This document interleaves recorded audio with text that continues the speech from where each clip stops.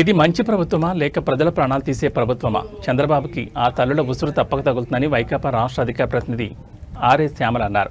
కురుపాం గురుకులంలో నాడు నేడులో భాగంగా మన హాయంలో వాటర్ ప్లాంట్ పెడితే దాన్ని ఇప్పుడు సరిగ్గా శుభ్రం చేయకపోవడంతో విద్యార్థులు కలుషిత నీరు తాగి ఆసుపత్రి పాలయ్యారు. వీళ్ల అసమర్థత వలన కురుపాంలో 4 పిల్లలు చనిపోయారన్నారు. ప్రభుత్వ అలసత్వం కారణంగా పేద విద్యార్థుల ప్రాణాలు కోల్పోతున్నారన్నారు. ఒక్క పార్వతీపురం మన్యం జిల్లాలోని ఒక్క ఏడాదిలో 11 మంది విద్యార్థులు అనారోగ్యంతో మరణించారు. ఆర్వో ప్లాంట్లో రిపేర్ వస్తే వాటిని పట్టించుకునే నాదురే లేడు. ఇప్పటికైనా కళ్ళు తెరిచి వెంటనే పిల్లల ఆరోగ్యం పట్ల, వారి బడుల్లో వస్తువుల పట్ల శ్రద్ధ పెట్టాలని కోరారు. మరణించిన వారి కుటుంబాలకు 25 లక్షల రూపాయల ఆర్థిక సహాయం తక్షణమే అందించాలని వైఎస్ఆర్ కాంగ్రెస్ పార్టీ తరఫున డిమాండ్ చేశారు.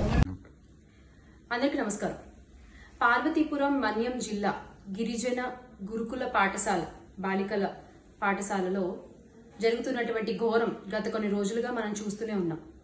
ఆంధ్రప్రదేశ్ రాష్ట్ర చరిత్రలోనే మొట్టమొదటిసారి ఒకే హాస్టల్లో దగ్గర 100కి పైగా విద్యార్థులు హెపటైటిస్ ఏ బారిన పడిన విషయం మొత్తం రాష్ట్రాన్ని ఈ రోజున కలిచివేస్తోంది. అంటే గత కొన్ని నెలలుగా ఆర్ఓ ప్లాంట్ లో ఫిల్టర్లు మార్చిన పాపం లేదు, క్లోరినేషన్ జరిగింది లేదు. అవే కలుషితమైన నీళ్లని బాలికలందరూ కూడా, విద్యార్థులందరూ కూడా తీసుకోవడం వల్లే ఈ హెపటైటిస్ ఏ బారిన విద్యార్థులు పడ్డారు అని ల్యాబ్ రిపోర్ట్ కూడా మనకు తెలియజేస్తున్న విషయం మనం గమనించాలి. ఆ పిల్లలు తాగిన నీళ్లలో మలమూత్రాలు కలిసాయట. హాస్టల్ యాజమాన్యం, ఆ పాఠశాల యాజమాన్యం, అక్కడ ఉండేటువంటి టీచర్లు వాళ్ళు మాత్రం, ఆ వార్డెన్స్ వీళ్ళందరూ కూడా ఫిల్టర్డ్ వాటర్ తాగుతూ అక్కడ ఉండేటువంటి విద్యార్థులకి మాత్రం ఈ నీళ్లు తాగించడం అనేది చాలా ఘోరమైన విషయం. ఇంత విషాదం జరుగుతున్నా, ఇంత ఘోరం జరుగుతున్నా అంటే, ఘోరం అని ఎందుకు అంటున్నాను అంటే ఒకరు కాదు, ఇద్దరు కాదు, 4 ప్రాణాలు కోల్పోయారు. ఆ 4 పిల్లల తల్లులకి ఏం సమాధానం చెప్తుంది ఈ రోజున కూటమి ప్రభుత్వం అని వైఎస్ఆర్ కాంగ్రెస్ పార్టీ తరఫున ప్రశ్నిస్తున్నాం.